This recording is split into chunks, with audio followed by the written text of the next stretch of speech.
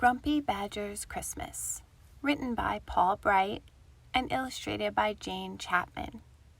Read for you by me, Laura Cassidy. It was almost Christmas, and the forest was a flurry of activity. The animals were bustling here and there, putting up the Christmas tree, wrapping the presents, making tasty cakes and cookies, while the young ones scampered about, squeaking with excitement. Everybody was looking forward to Christmas. Well, almost everybody.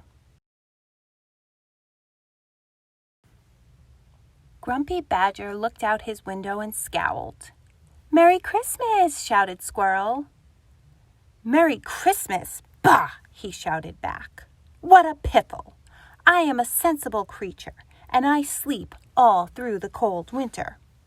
Now I am going to bed until the spring, and if anyone wakes me up, I shall be very, very grumpy." And with that, he pulled his window shut with a clunk.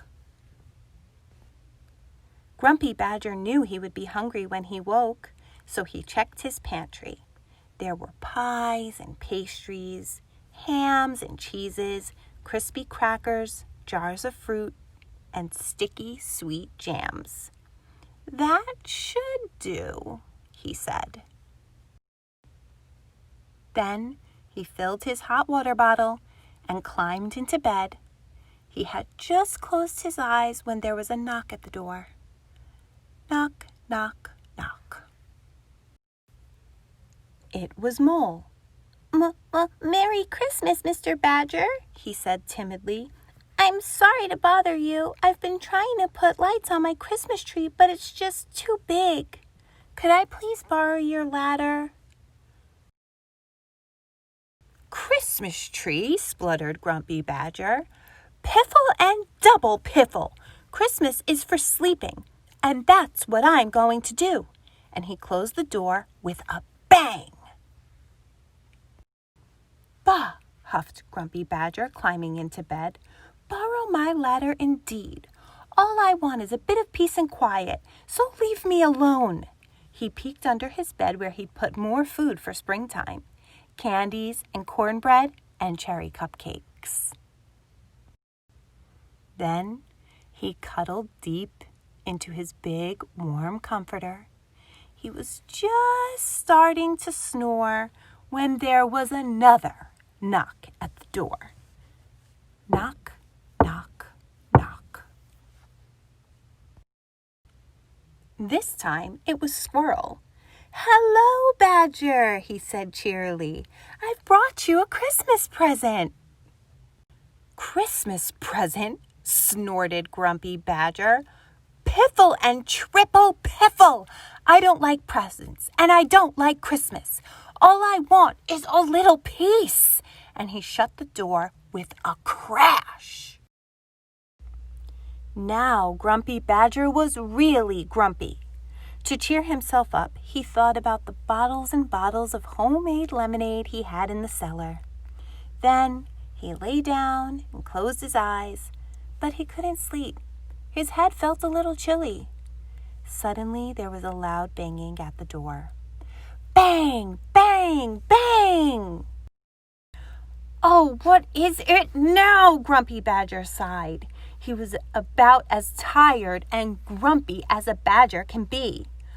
"Oh, Badger," panted Rabbit. "Help! It's poor Mole. He's stuck at the top of the Christmas tree. Come quickly!" "Piffle!" shouted Grumpy Badger. "And triple piffle on top of that! Why can't everyone just leave me alone?" And he slammed the door so hard that the whole house shook. Slam! At long last, Grumpy Badger fell asleep. But soon he was tossing and turning and wriggling and squirming. He was dreaming of Mole. Mole was dangling by one tiny paw from the top of an enormous Christmas tree. Mole was trembling. Mole was about to fall. "No!" "Boo!" screamed Grumpy Badger, sitting bolt upright and suddenly wide awake. "What have I done?" He jumped out of bed, grabbed his ladder, and dashed into the street. Grumpy Badger raced up to the Christmas tree. "Hold on, Mole!" he cried. He scrambled up the ladder, scooped Mole gently into his arms, then helped him down to the ground. "I'm so sorry I left you hanging," mumbled Grumpy Badger. "I suppose I've been a bit of a grump." "That's okay," said Squirrel, and he gave Badger back his Christmas present, a soft, fluffy nightcap. "I've been so grouchy," said Grumpy Badger. "What can I do to make things better?" And then he knew. Badger's Christmas party was the best ever. There were pies and pastries, cheeses and hams, and sticky sweet jams, cookies and cupcakes, and bottles of homemade lemonade. They jiggled and jived and joked and laughed late into the night. "Merry Christmas, everybody," Badger cried. "And if you don't all come to my party next year, I shall be very grumpy indeed."